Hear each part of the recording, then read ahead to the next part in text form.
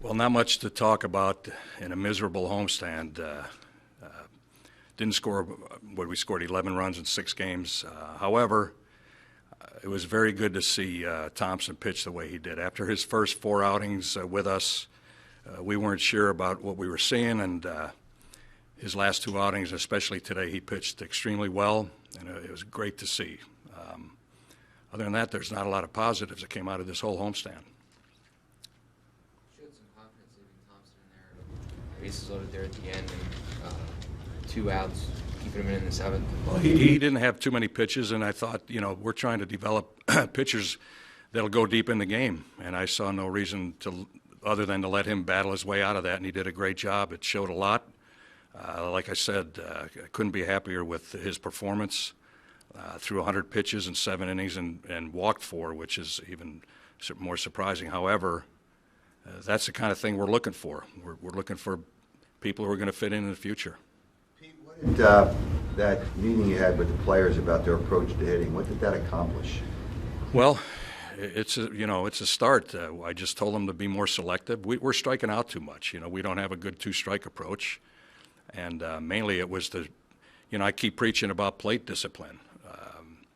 We're not showing a lot of plate discipline. It looks like we're behind fastballs, and we're not putting the ball in play with 2 strikes. We just need to be more professional swinging the bat, and that's what I tried to reiterate. So why didn't it accomplish it? I mean, you talked to him about it, and we see what we've seen since. Well, you know what, Howard?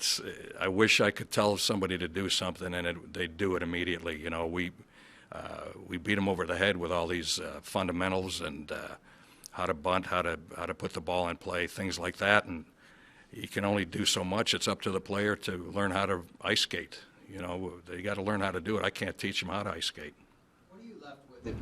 You guys had a pretty positive start and probably a surprising start to the season, but with this trend, recent overall, you're probably going to end up fairly close to probably not where you did not want to end up, I would think. So how do you look at that? Well, you know what, Rob, I'm not happy with being in this rut that we're in right now, and the games that we've been playing lately, the last 3 anyway, are very similar to the games we were winning early in the season, and we're just not getting it done. The same type of games, close games. For example, today our starter got us 7 innings.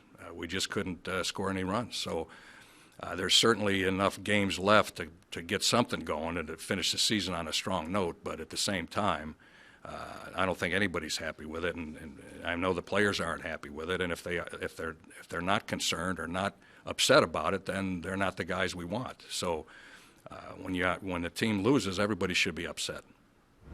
Pete, when Maikel Franco's not the only guy that obviously has a poor approach at times, but he's 3-0 and 1 at bat, and he swings at 2 balls. Do you ever talk to the guy? Talk to the guy right afterwards? Do you wait to talk to him? We talk to him after every mistake that's made, after every at-bat. Steve Henderson talks to them. Larry talks to them. I talk to them and try to point out, the mistakes that are made. Now, the count was 3-0, I believe, and it went to 3-1, and then he wasn't selective. And for him, once again, he's young. And he has to learn how to be more selective. I think last year he was more selective. I think this year he's just a little bit more, he's putting a little more pressure on himself to do more than he needs to do.